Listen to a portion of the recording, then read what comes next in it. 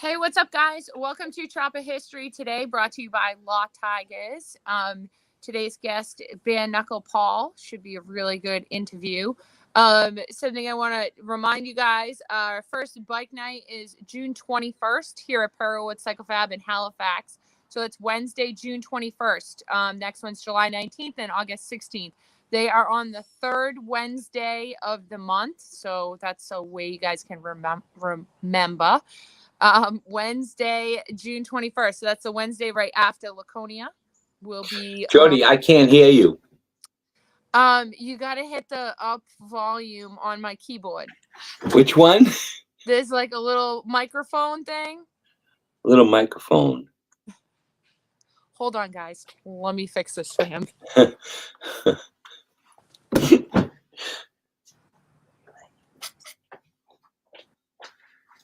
Let me see my keyboard. Like third right button on the top. Yep. There you go. Keep hitting it. Keep hitting it. Keep hitting it. Okay. All right.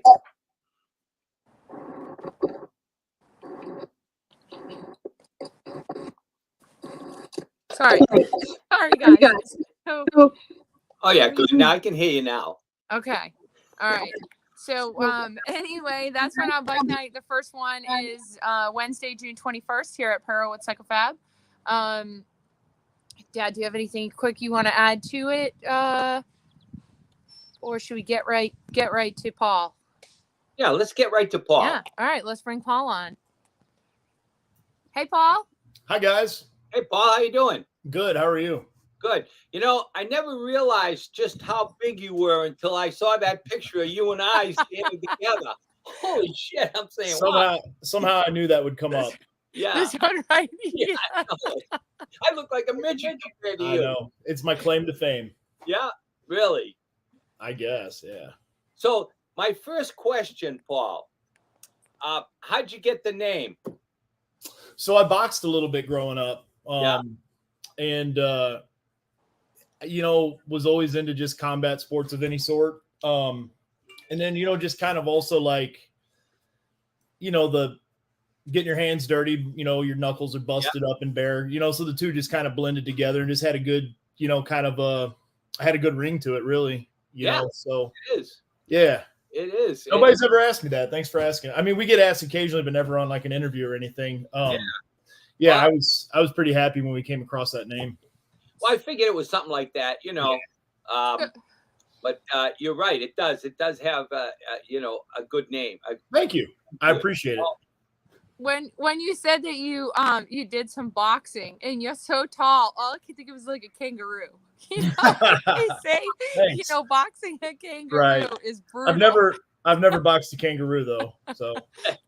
Well, no, people that box you can probably say that. Yeah, right. Because you're so big. Yeah.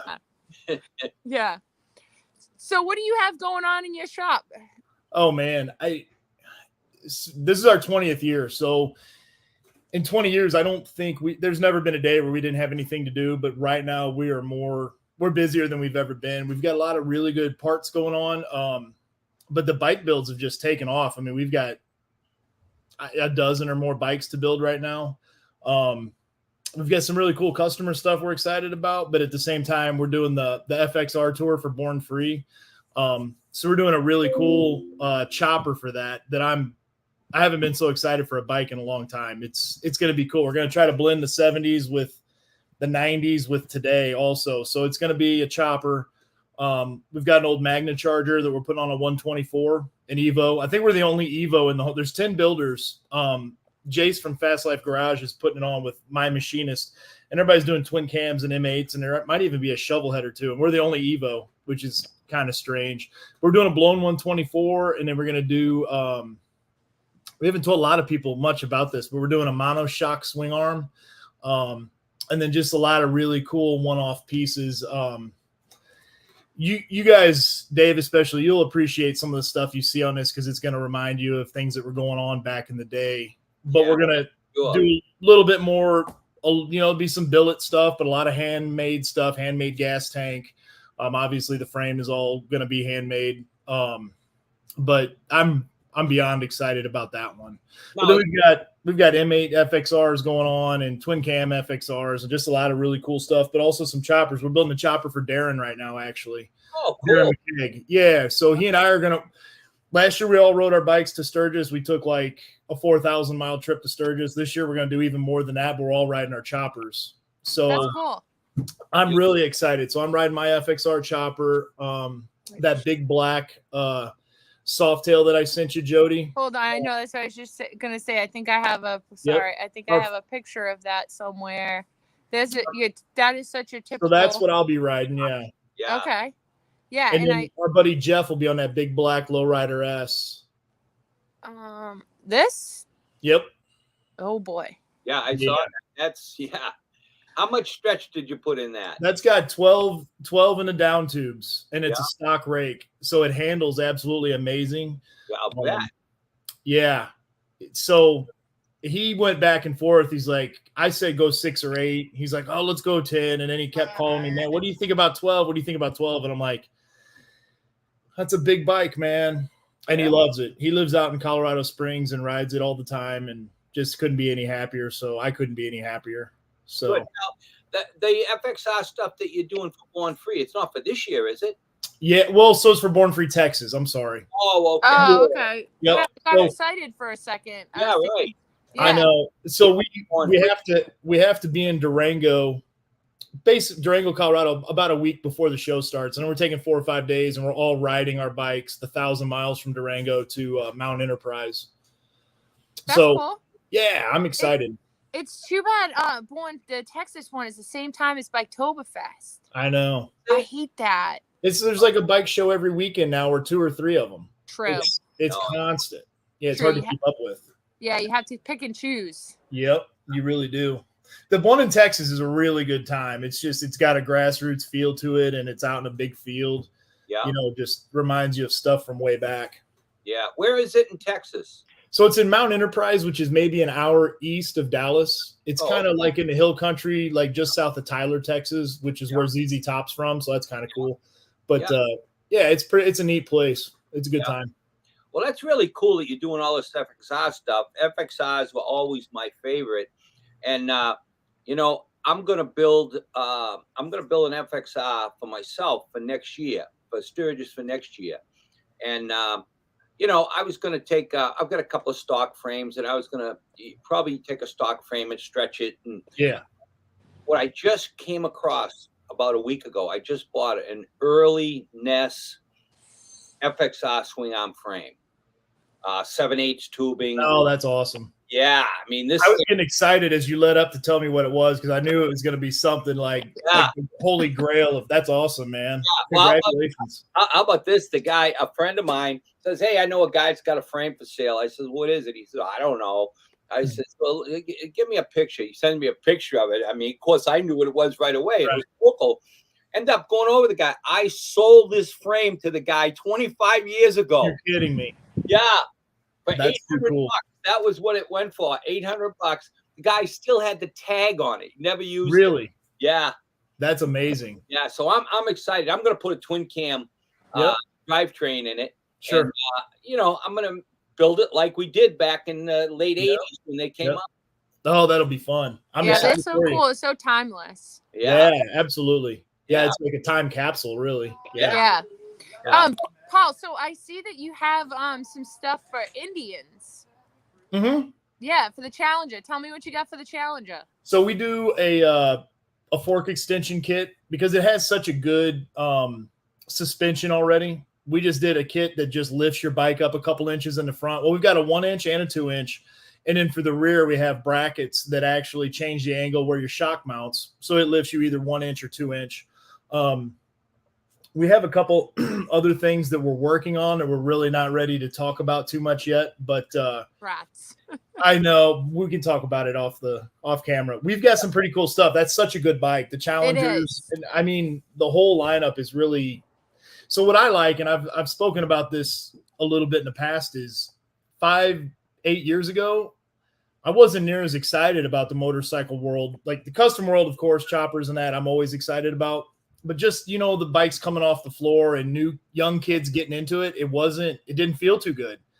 And in the last 5, 6, 7 years, between the stuff Harley has done to, like between the Pan Am and some of their other stuff, but then Indian coming along, I'm getting like more and more excited every day. And now you've got the Bagger Racing League and, the hooligan stuff's really started to kick off.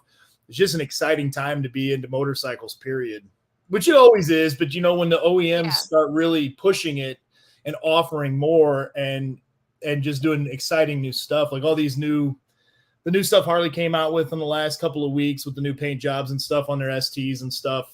It's all really cool. Indian putting a lot of effort into those new is it the Sport Chief, I guess? Yeah, like the one that's like a soft tail. Those are so cool. Right. Those bikes are bitching. I love them. Yeah, I like that they went to a steel frame instead of the aluminum. Yep. It's more a round tube. Yep. So, and there's a lot of customization opportunities going on there. Like you could really make some, which they had a handful of people make some custom bikes. Like Barnstorm did one. I think Yaniv did one. Carrie Hart. And they all, dude, they're super cool bikes. I'm just, I get anything with two wheels. I just get so excited like a little kid, Yeah. I was just looking at a post that you just did. You make an extension. Well, it's a kickstand, moves the kickstand on ST. Yep. What if I want to lower it? Can we do a lowering kickstand too? I don't know. I never thought about that. I imagine we could. I don't know how it would work on the frame down there, but we'll have to look at it. Everybody wants to go taller now for more ground clearance. Yeah, I want to go lower. I know. I don't blame you. It's harder for me to hold them up when they're that Oh, tall. I get it. I know. We've got some bikes around here that only some of us can push around just because they sit so high. Yeah. I'll get a road glide in here with ape hangers, and I gotta let Jody push it around. Yep, I believe you. Yeah, we've got one kind of the shop rat kid that kind of handles all the the cleanup type stuff. There's some bikes where we're like, hey, move that out, and he's like, yeah, I really can't move that one. It's too big for me. Yeah, no kidding. Yeah, no, I know. So you're making you got a really cool line of stuff that you're making. Thank you. Axles and prizes and all that stuff is very cool. Thank you. Yeah, we've got, including color and engraving options, we're over 700 part numbers now. Wow, no kidding. Yeah. That's a lot of pots. It is. It's a lot to keep track of. So yeah, it's a lot to keep track of. So we're working on it. We got some software to handle that. It's funny because years ago, I don't even know if the shop was open yet. Billy Lane had a book out. He had a few of them. Of course, I read. It was before the internet. You had to read, like rather than just watch YouTube or whatever. And I read all of his books, and one of them, I think it was Arlen, I can't remember. Somebody told him early on, build a parts line because that will actually help support the bike building, because that's what we all love, is creating the motorcycles, right? So I took that to heart right off the bat. Yeah. And from day one, I was like, okay, we got to have a good parts line. And then that'll help support building the bikes, where the bikes then show off the parts you make. And it's just kind of a circle, So we put a lot of effort into it. And sometimes I got to reel myself back because I have more ideas than I do time and, money to keep inventory up and everything. Because, today people don't want to wait for 2 or 3 weeks for parts. I got to have them today. So, my kid's entire inheritance is on the shelf back there in parts. It's the world of Amazon. It is. I'm telling you, man, it's a blessing and a curse. Yeah. I think it's more of a curse, but it's more of a curse for the small it business is. Like you. It's difficult. But yeah, I know I order stuff on Amazon purposely because I know I can get it tomorrow. It's so easy. Yeah. Yeah, exactly. And it's not easy to make stuff by hand, like even though it's a CNC machine making it, there's still hands putting those things in and taking them to the anodizer and getting them engraved and the whole deal. It's a lot of work, but we love it. I mean, it's 20 years in. I still as excited to get up and go to work every day as I was the first day.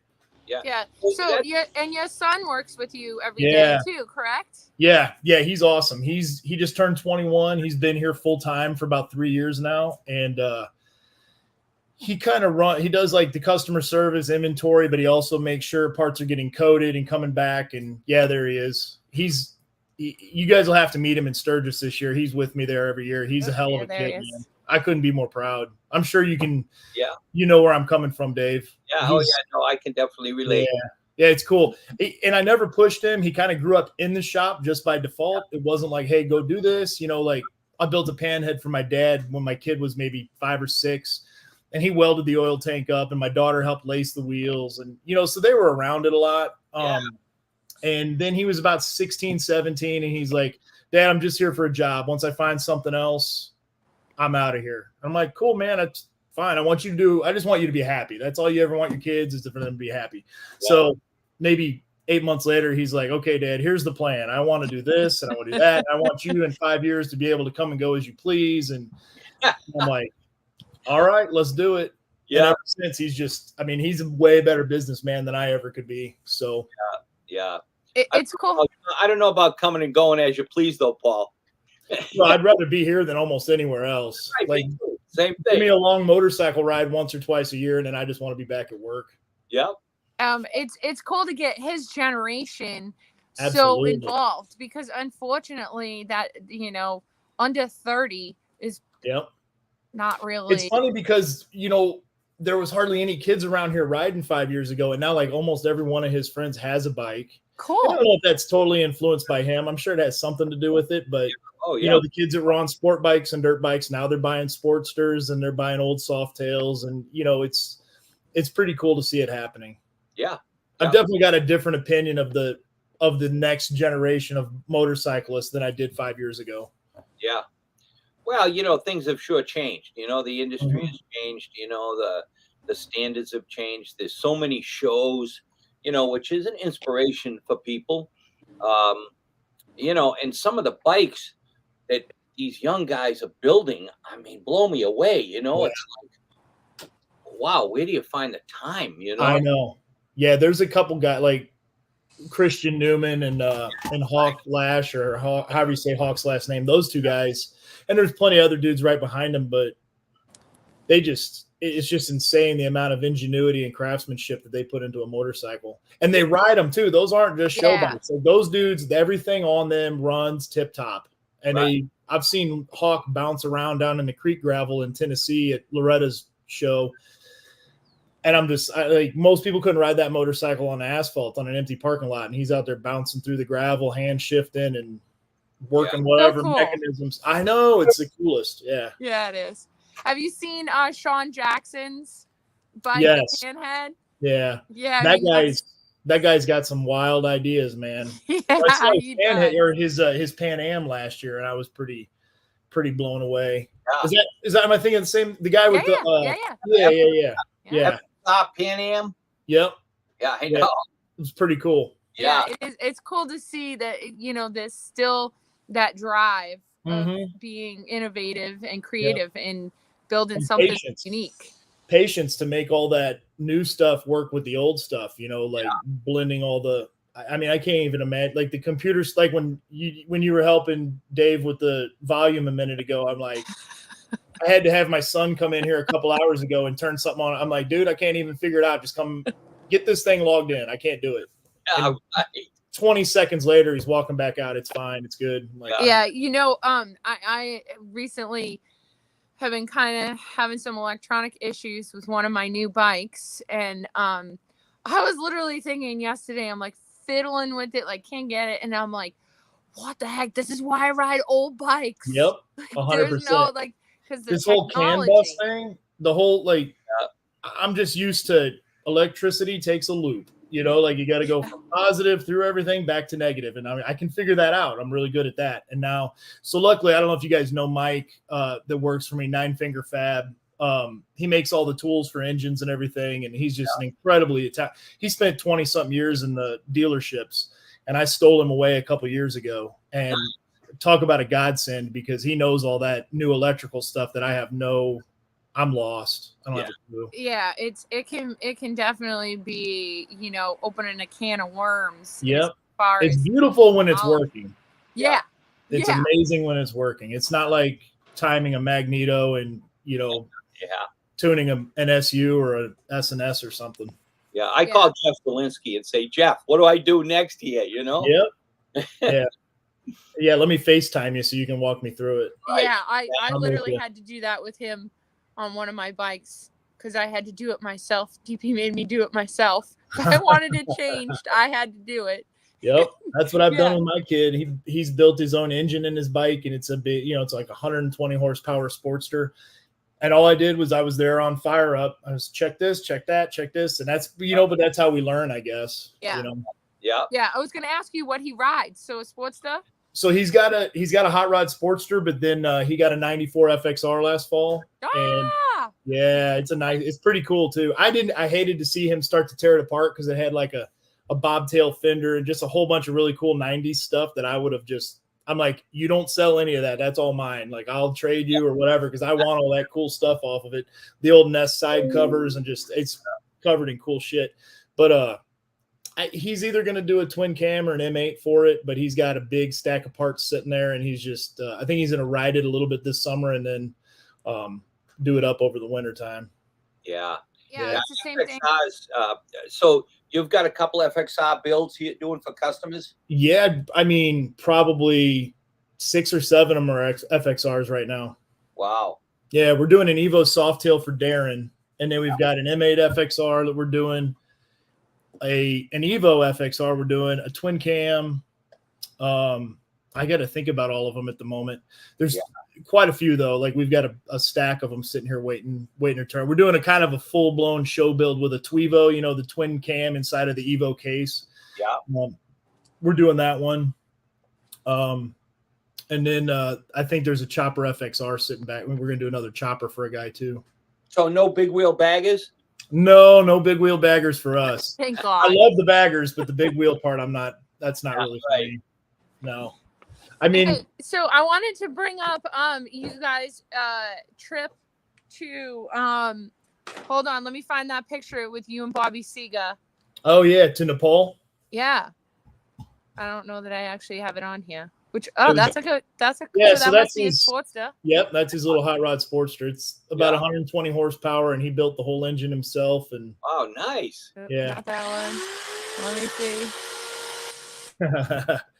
so that was at Mama Tried this past fall or this past spring, and Warren and Mike that work for Warren that runs Mama Tried, he's got his little kid. I said, let's get a picture with all our kids, and they both had theirs in their arm, and I'm like, well, come on over here, Sam, get up in my arms too. I guess I don't have it on here. I must have only had it on my phone. But yeah, so tell us about your trip to Nepal. So it I've was heard Bobby's version and I've heard Brian's version. so. Well, how much did they tell you? Wow.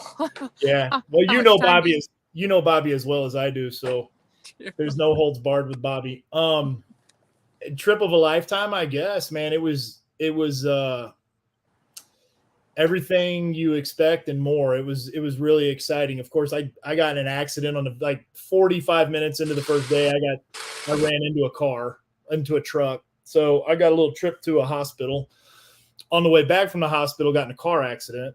Luckily, I wasn't driving. Oh, it was but then the next day I was back on the bike and just had a hell of a time. I've never in my life had such a great time with my friends. It was, if you guys can make that happen sometime, I definitely. Have you done it, Jody?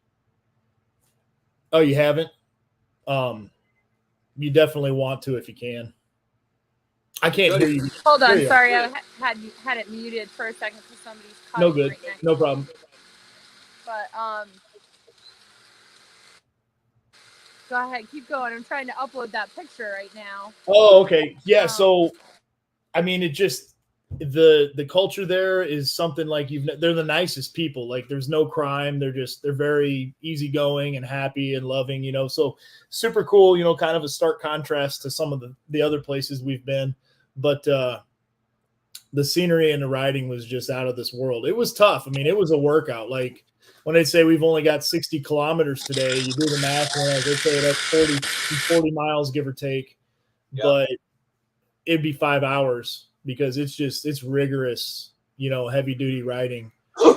Yeah, Bobby said it was a little more than what he expected. So when he and so I've been asking Darren to go do that with me for years, and we were at Mama Tried actually last year, and Bear was set up there with the motorcycle Sherpa deal. I was like, let's go. And Bobby's like, yeah, screw it, I'll go. Bobby had never heard of, he didn't know anything about it. He didn't know you got off the asphalt. He thought you're just touring the Himalayas on asphalt. Yeah. So he shows up and he's like, Bobby, he's like, what is this? I'm like, well, this is what we're doing, man. It's crazy getting out of town because there's not a single traffic light in the entire city of Kathmandu. There's no traffic lights. It's just chaos. Yeah, that's what I You're heard. You're on the wrong side of the road, and you just got to be defensive but aggressive at the same time. And we got out of town, and then it's like boulders in the middle of the road and people coming at you from all directions, animals, like there were elephants in the roads. It was what an experience. Crazy. Oh, it was. So we did on maybe the second day, we did a float down the river there, and there's crocodiles everywhere. Like we're in a little dugout where you've got 2 inches from the top of the boat to the water. Like if you leaned this much, you fill up with water, and there's crocodiles within 10 feet of you. Absolutely. And then we get out, and an elephant comes down to the water. Like we thought it was coming to trample us, and it just wanted a drink of water.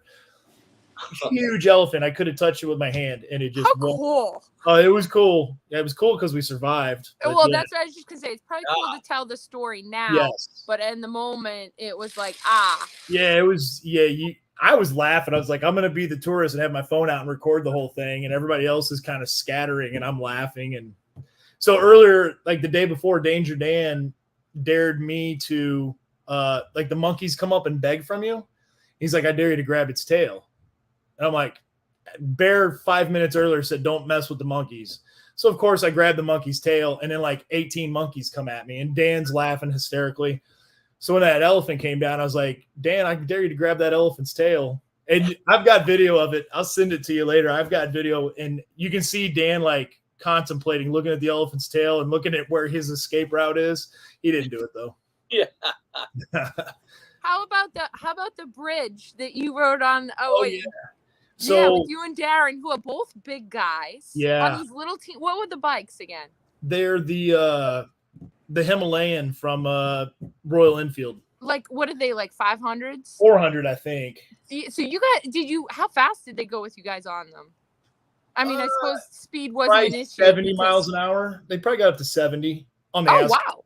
Yeah, they got up and went pretty well. Okay. But it's very underpowered. It's not what you're accustomed to. And for guys like, my height and everything, it was weird. Just, the handlebars are all kind of weird and all that. But so I guess going into this, Darren had a big kind of a thing about suspension bridges. He was super nervous about them. So the first one we come to, and he's like, will you record this for me? I could tell he's nervous. I'm like, yeah, dude, you all right? And he's like, I got to do this. He was scared of it. Like he was like just frightened. He goes across it, and we did a couple more of them. So we come to this one, and it's like the biggest one in Asia or something like that. It's like the highest and longest suspension bridge. I don't know. How strong are they? Like, are they sketchy, like where they might break? Or no? I was like, I never even thought about being scared. I'm like, it's really well built. There's cables and supports, and you can't really even make it rock because there's like outriggers and stuff everywhere. The ones we went over, I'm sure there's some sketchy shit because there's a lot of sketchy stuff in that country. Trust me, it's insane. But the ones we went over were fine. So we come to this one, it's biggest. And he's like, "Are you going?" And I'm like, "Nah, I'm going because you just went over this one and came right back. There was nothing on the other side." And I was like, "Unless you want me to ride with you." And he's like, "Let's do." And I hadn't been on the back of one of these. Obviously, I don't get on the back of many motorcycles, but. So in one of the videos, you can see me say something to him. And what I said was, maybe we should have tried this before now, like as practice. And you can see Darren just go, nah. And so away we went. And like my butt was up about as high as the top rope on the sides. Like if there would have been an issue, I'd have been scrambling. But it was, it was great. It was such a great video. I was cringing when I watched that video. And cringing when I mean, I don't like heights either. Right. Oh, and there was plenty of height. Yeah. When I saw you guys on that bike, I'm like, holy shit. Yeah. It was a good time though. So did you go there and back on the back? Yep. All the way across. And then he backed up with me on the back of it, went all the way back across. So I guess he doesn't have a fear of suspension bridges anymore. No, I think we conquered that one. Yep. Yeah, Yeah, and that- his laugh. You know how when he gets to laugh and how funny it is, and he just when we got to the other side, he's just laughing his butt off. Yeah, it was a good How time. cool. Was that a week-long trip? I think we were on the bikes for maybe 9 or 10 days. I think we were over there for about 2 weeks, give or take, and then he and I went to Romania after that, and his son was stationed in Constanta, I think, down on the Black Sea. So we went over there and just kind of bummed around in Romania and checked out some castles. And of course, we checked out all the motorcycle shops over there, like all the KTM dealers and all the other, European bikes, Ducatis and all that stuff. So we just had a good time. Is there many Hollies? No, there's not. And when they saw us and found out we're American and kind of saw the motorcycle related tattoos, like everybody wanted to talk to you about it. It was in November, so November over there is a little bit cold, so there weren't a lot of bikes on the road. We went and visited some Harley folks over there, and that was really cool. Like, so we were around it a little bit, but I didn't see many out on the street at all. Yeah, I would imagine they have a lot of small bikes. Yeah, getting in and out of traffic quick and easy. Yep, it's a pretty cool place though. When you were over, in Nepal and in Romania, I mean, between you and Darren, I mean, people must have they probably never saw two guys that looked like you two guys. No, right? and Bobby too, and Bobby chirping at everybody. Oh, yeah. Yeah, it was funny because the first maybe 3 or 4 days we were all there, we were just getting accustomed to everything and checking out the sites, and then we got on the bikes, and then we came back. When we came back, all the locals at this point knew us. We obviously stick out. Yeah. So when we came back and we'd go out at night and stuff, everybody was, hey, come in here, like trying to, because we come in and spend money and have a good time. And, so yeah, we weren't easily hidden in Nepal. That's for sure. It's funny because Bear came up to Darren and I at one point. He's like, man, I just really love that you guys are enjoying the food over here. And I'm like, I'm just a big dude and I got to eat. Like it's the same thing every day. It's like chicken and curry and rice, and it's not bad. I'd eat it again for sure. But we went to a place called Yak Donald's, so it's yak burgers.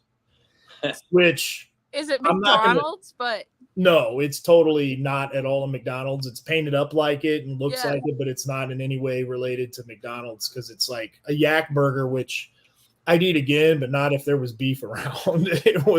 But you know what? It was great mixing it up because the beef or cows over there are religious, sacred.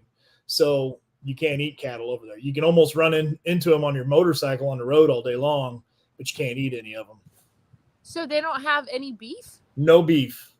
Wow. Like the steakhouses, like we tried to find a steakhouse to get red meat, and it's yak. And there's something else over there. I can't remember. There's something else they eat, but of course there's like goat and all that kind of thing.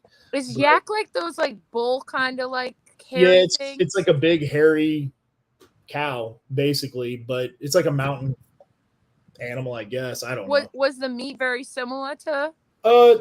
The consistency was similar, but it was kind of spicy a little bit. It wasn't bad. I would eat it again, no doubt, but I wouldn't pass a good steak over for that. Boy, Dad, you would hate Nepal. Yeah. Oh, I flew back from Romania and I got into Canada. I don't even remember what city in Canada, what airport. And there was like some chain hamburger place, like the guys that are from up your way, the burger guys. What's it called? Guys? No, I wish it was Five Guys. I love them.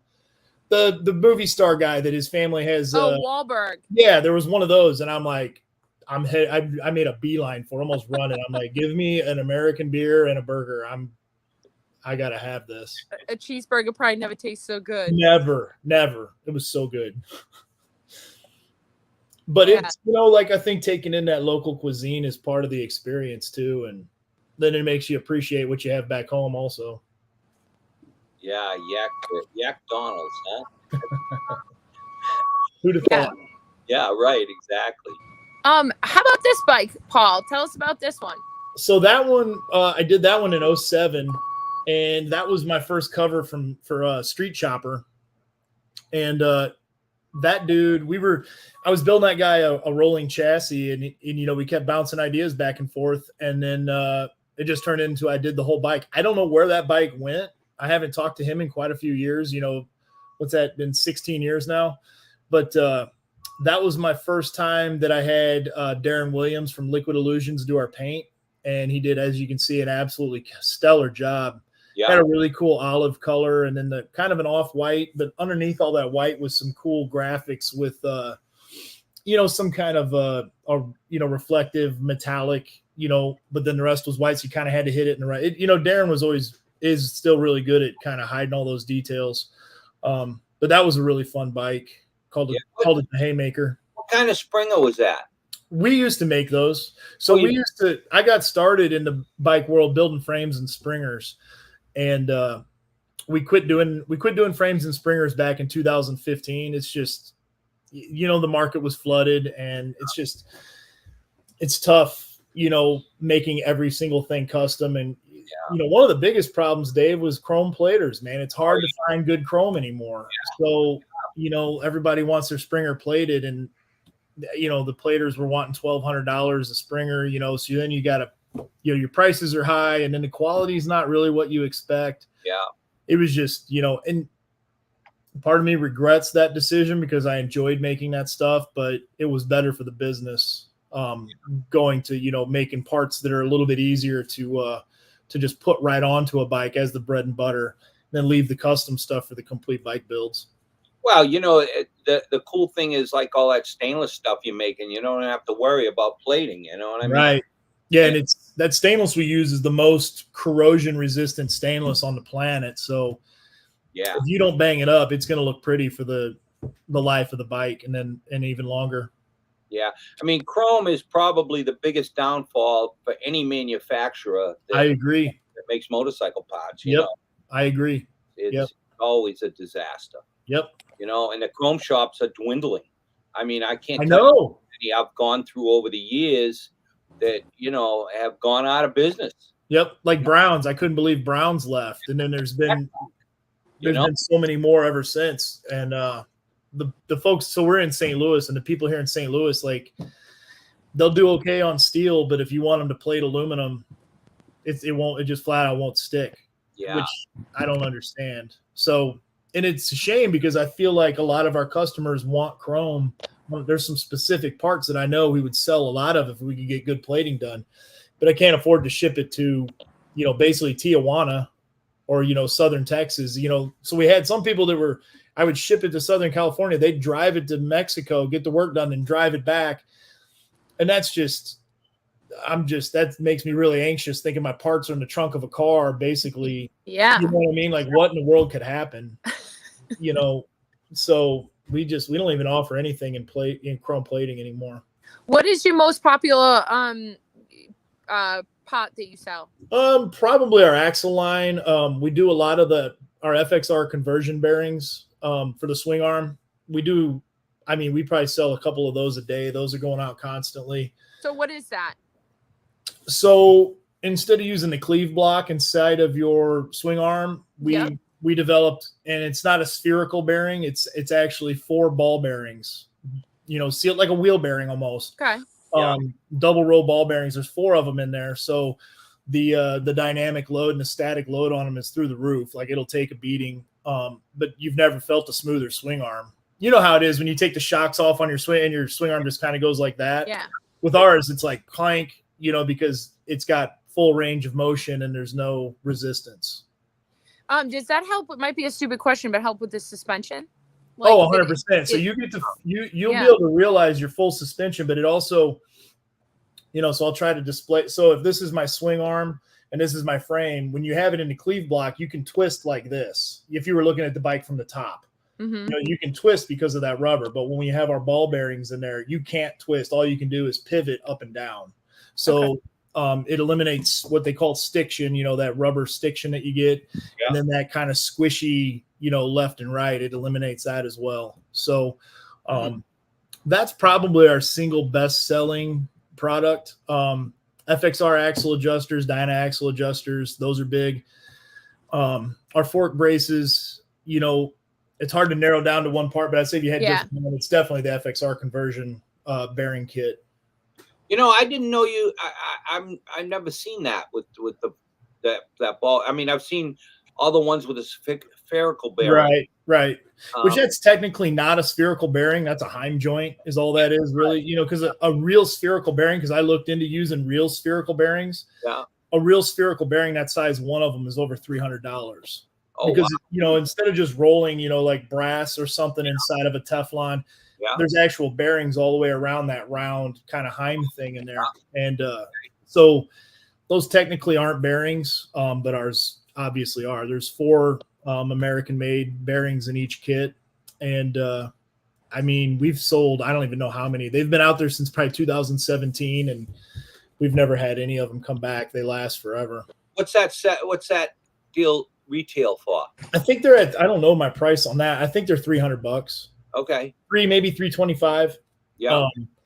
So it's all the bearings and then all the spacers, and then there's a little depth gauge for when you set them, because you have to have that space between your case and the swing arm.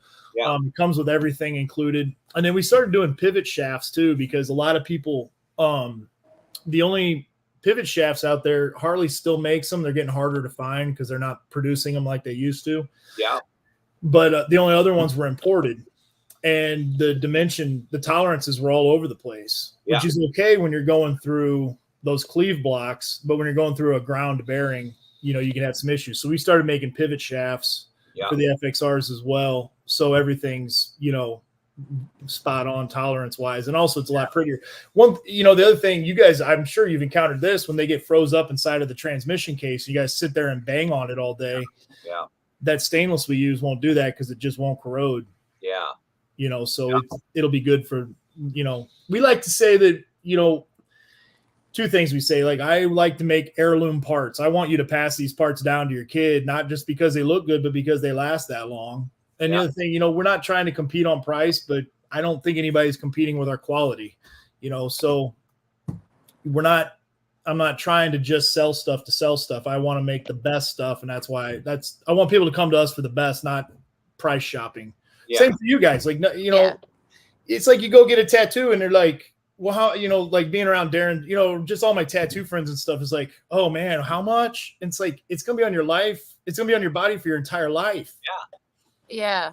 Price should be the last thing. Save for a little bit longer. If you want something good, save a little bit longer and then have it for your lifetime instead of to buy it again next year. Get tattoo. I can't tell you how many tattoos I had to get covered up before I finally figured out get a good tattoo artist. Yeah. Right. Right. Oh yeah. But you're gonna pay for that good tattoo artist, and I'm fine with that. Yeah. I know, and that's the thing. Because then you're done. You've got something you can be proud of, and you're done. You don't ever have to have it done again. Right. Yeah. Yep. I've got a couple of FXR builds that I've got coming up real soon, so I'm gonna have to holler at me. I'd like to send you some stuff, and I just want people to have my parts in their hand one time, because when you have it in your hand, you're going, oh, okay, this is different than the other stuff. How about if I have it in my hands a few times? You do. What's that?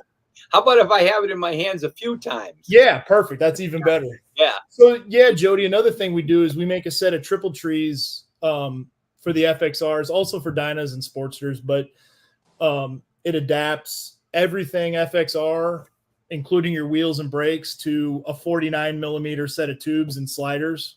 So the 49, because everybody goes, well, a lot of people are big on the inverted front ends, but they don't know why they're hooked on it.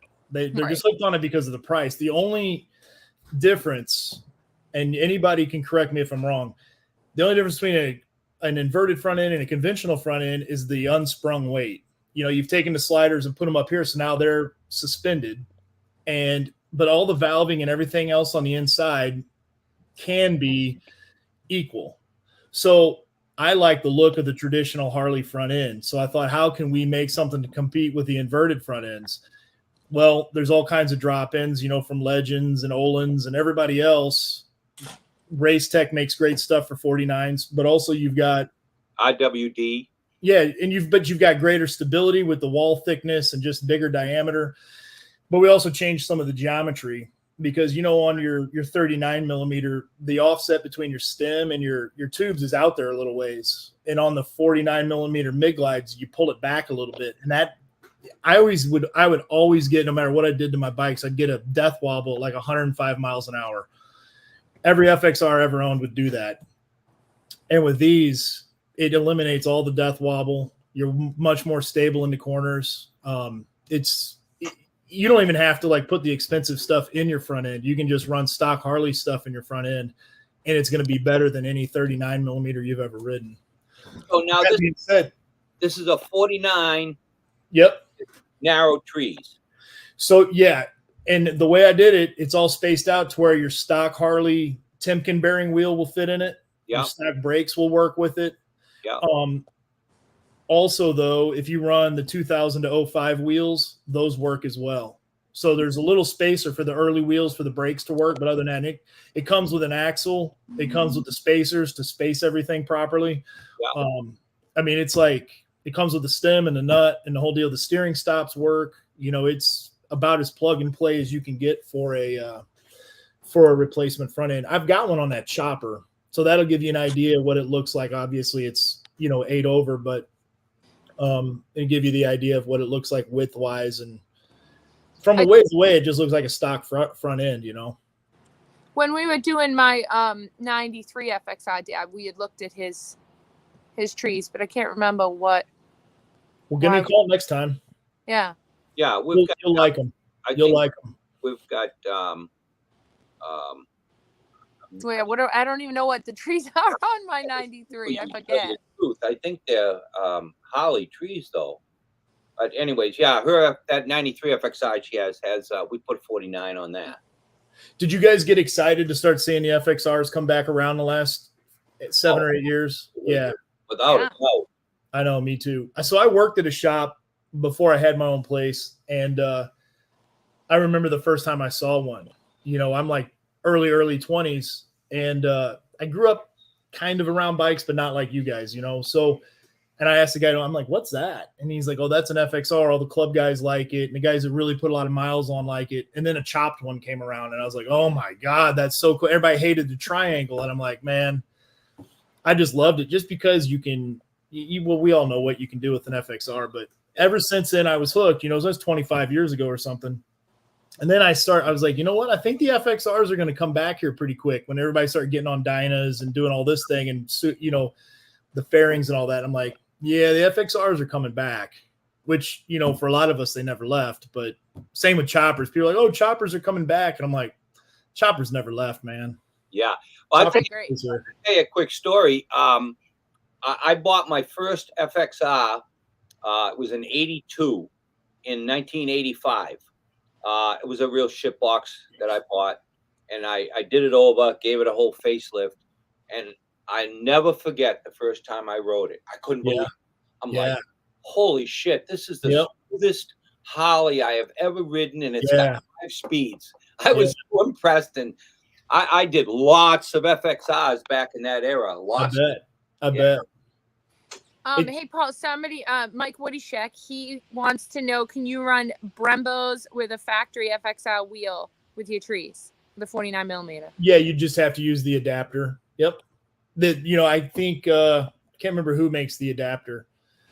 If he's talking about axial mount or radial mount, so if you run the 2000 to 05 wheels, and yes, you can use those late model Brembo axial mount. But to run the radial mount, obviously you have to have an adapter like from Speed Merchant or somebody like that. But yeah, for sure, we've done a bunch of them with that, and we also, like on a lot of our bikes, we'll run the alloy art sliders, so you can get them with the radial mount Brembo mounts. So either way, there's either way. So like on my son's Sportster, he's got the Brembos on there, but they're the axial mount style Brembo. The ones that are Harley branded Brembos, like they're on the baggers and everything. Yeah, they're on the FLs. Yep. Yeah. And I think you know what, on my chopper, they're on there as well. They're the same Brembos, but I had them chrome plated. On the blue on chopper. The blue one. Yep. Yeah, is this one? Yeah. Yeah, so that's got axial mount Brembos on it as well. Very cool. Yeah. We've had a lot of comments here today. Tons. Somebody wanted to know if your trip to Nepal was expensive. depends on what you define as expensive, because it's a Yeah. priceless trip. It was. I think his price is maybe $4,500, but then you got to get there and you got to get home and you got to eat. So he feeds you throughout the whole trip. It's just like if you want a beer or something with dinner, you got to buy that. And then the days before and the days after, you could do it pretty cheap.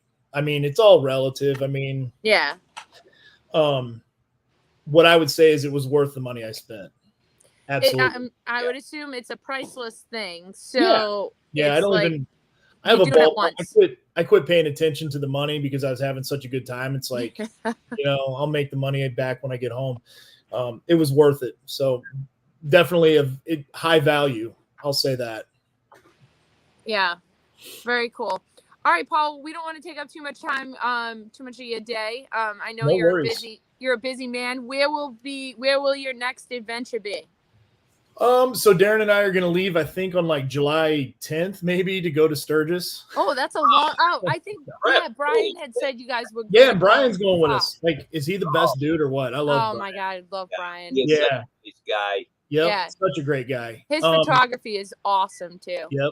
Oh, I know. So it's sitting right next to me. And I haven't even opened it yet because he said just take it right to the frame shop. But he had like me and him, Danger Dan, Darren, Bobby, and then his two buddies that were with him, PJ and Class. We had a photo taken in front of like the biggest peaks that we rode past, not Everest or anything like that, but this beautiful Brian Helm black and white photo in front of all those peaks with just our buddies. And I cannot wait to frame that and put it up in the house. How cool. That dude's such a talented guy. So yeah, we're taking off like the 10th and we're going to take our time getting to Sturgis, going to hit Utah and Idaho and Montana. We're going to get up to Glacier. My buddy Quilty that rides that big Softail. So we were going to do some other stuff. We got some little local stuff to do. We were going to try to make Born Free, but it's just such a long haul for, 2 days. We're skipping it this year. So we'll do that. Then we're going to be at Bobby's block party in September. Mm-hmm. And then Born Free, Texas. And that might be it for the year. Yeah, so I might try to cross paths with you guys on your ride to Sturgis because should. Yeah, I'm starting from California, but I'm kind of going. I want to go to Glacier.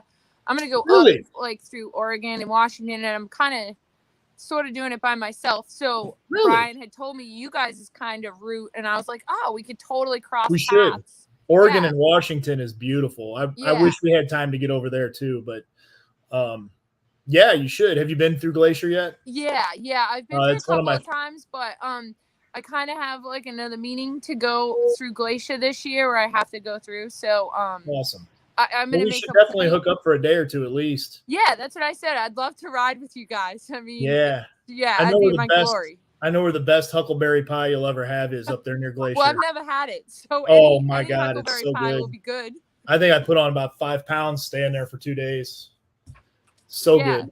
So I'll have to figure out what you guys' route is. Absolutely. And see where I can catch up to you guys because I think it's around the same time like when Brian had kind of told me tentative schedule. We're trying not to have too much of a plan, Me too. That's I'm kind the of way to do it. Yeah, that's what I mean, like where I'm on my own because I'm gonna hook up with some of the guys in the beginning that are going, but then they're going a different route. I don't want to go that way, so I'm gonna leave them like a day or two, and then I'm just gonna kind of wing it. I love the adventure of that, not having to just kind of have a general direction, and you might do 100 miles, you might do 500. Right. Yeah. Doesn't commit you to anything. Yeah. Are you riding your FXR? No, I'm riding my road glide, so I won't be as cool as you guys on Choppers. But trust me, I would love to take my road glide too, because my road glide's so comfortable. Yeah. So it's already out in California, so I left it out there a couple weeks ago, so I figured might as well ride it. Awesome. Yeah. Well, I hope we can get together. And Dave, I guess I'll see you in Sturgis. Oh yeah, absolutely. Yep. Never miss it. Absolutely. So what you're bringing your chopper to so I'll be on that, and then so my guys and my son, they'll bring the trailer with whatever bikes we're taking this year. Okay, cool. Yeah, so we did that last year too. We all just kind of meet at the place that we stay at, and we'll hit a couple shows. We'll be at your guys' show and a couple others, and then Sturgis is kind of a work vacation for us. We'll hit a couple shows, but then we try to get a lot of riding in. Yeah. A lot Now, of handshaking. what days do you get into Sturgis? We'll probably get there that Friday. Yeah, The Well, Friday, the we do Friday. we do a big block party on Saturday night up at the hotel, up behind the Oh, hotel, really? I might have heard about that. Hampstead Hill. Yep. And, it's a pretty cool deal. I mean, you know, we have band and there's food and everything, and you know, you guys should come up. Yeah, Saturday. Yeah, Saturday night. It We'll starts be there. at 6 o'clock. Absolutely, we'll definitely be there. That'll be cool. For sure. I actually took my kids and my dad out there last week and just kind of bummed around in the hills, rode the side by sides and stuff. And Nice. I tell you what, man, that's a magical place. I love it. Oh, it is. I'm glad that that's where the biggest bike event of the year is. Yeah. It's just You such know, a great spot. My first year in Sturgis was 1977, and I got a call from Alan. He said, "Hey, I just heard about this big motorcycle event out in South Dakota. It's called Sturgis." Yeah. I said, "Really?" He says, "You want to go?" And I said, "Well, it's kind of far for me." And he said, "Well, listen, if you want to fly out there," he says, "I'll bring you a bike." And I said, "Okay." So I flew out. Alan brought me a little Digger Sportster because that's what we were all riding. Sure. And stayed at the Sturgis Town Park, and that was the beginning of it all. That was the end. You had to go every year after that, right? So when I was out there, I was thinking, like, what started drawing people? Like, how did this become the biggest motorcycle event in the world? Because you're literally nobody's close to it. Yeah, right? in the middle of nowhere. Right. And it brings people from all corners of the world. And it's got to be the riding, because the riding is magnificent. You know, definitely the riding and the territory. Why wouldn't it have been like an Aspen or, Missoula, Montana, or like there's just something about that. Who can say why? But I'm glad it did happen the way it happened. No, me too. Yeah. I mean, the first 3 years, I think that I went, we camped out. Nobody stayed in hotels, Right. And then was there even any hotels? Well, there probably was, but and then we made our way up to Spearfish, and then we started staying up in Spearfish, and we're still there today. Yeah, we stay out in Lead every year. Yeah, I love that area because you're far enough away. Yeah, from chaos, but you can still get to the chaos if you want to, and there's still good food nearby. Like, right? Oh yeah, sure. Yeah, Daytona's cool. All the other events are cool, but Sturgis, you can get away and ride. And I mean, that's for guys like us that work so much. Like, you still want to ride, So I tell people, there's no second to Sturgis. Nope. I've been to them all, and there's no second to Sturgis. Right. A lot of events, but you're 100% right. Yeah. A motorcycle event, you go to Sturgis. Absolutely. Yeah. All right, Paul. Well, we will. I will probably see you on the road in a couple months. Yep. If not, we will definitely see you in Sturgis. Yeah, absolutely. We'll see you that Saturday night for sure. Yeah. Come down. And hey, Paul, it was really good to talk to you. Likewise. I'm real interested in all those FXR products. I appreciate it. I feel like we could have spoken for 5 or 6 hours. Well, we could. Sure. Yeah. We'll do that in Sturgis. Yeah. I'm glad I know where you got your name too. Yeah, right. Exactly. Oh yeah. Awesome. Well, thanks, guys. It was an honor. All right, ditto, Paul. Thank you. All right, see you soon. Bye-bye. All right, guys. So that was our show for today. Huge shout out to Bareknuckle Paul. If you guys don't follow him on Instagram, go give him a follow. He posts some funny stuff. And obviously a ton of motorcycle stuff. If any of you guys are local to us, don't forget Perowitz Bike Night. The first one is Wednesday, June 21st, and then July 19th and August 16th. That's here at our shop. We have food trucks, a band, some vendors, obviously tons of custom bikes. So make sure you guys come out to that. Huge shout out to Law Tigers for sponsoring Chopper History. Without you guys, we wouldn't be able to bring you guys cool interviews and videos. Next week, Dad, we're going to have to try to finagle Chopper History that maybe we'll do it a little bit late because we're going to be in Laconia. So next week, if any of you guys are going to Laconia, I will be emceeing the bikini contest at the NASWA on Thursday. So if you're in the Laconia area going to the 100th anniversary next week in Laconia, come over to the NASWA. The bikini contest is at 2:00 down on the beach. Yeah, it's definitely the place to be. Yeah, so Dad, maybe we do the coolest bar in Laconia. maybe we do Chop of History at like 1:00. Can we say Yeah. that? Yeah, we could do it. We got to be at the NAS at 1. Right. We So could we'll do it when we get there. Yeah. So next week we'll try to do Chop of History at 1:00. yeah, so I'll post that to remind you guys. So that's what we'll do is we'll do Chop of History live from Laconia at the NASWA at 1:00. So make sure you guys take notes. So next week it won't be at noon, it'll be at 1:00. And then actually the following week we'll have to finagle something for that too, Oh yeah, because we'll be in California. we'll be going to Born Free. So if all you California listeners come on out to Born Free, we're gonna have bikes on display.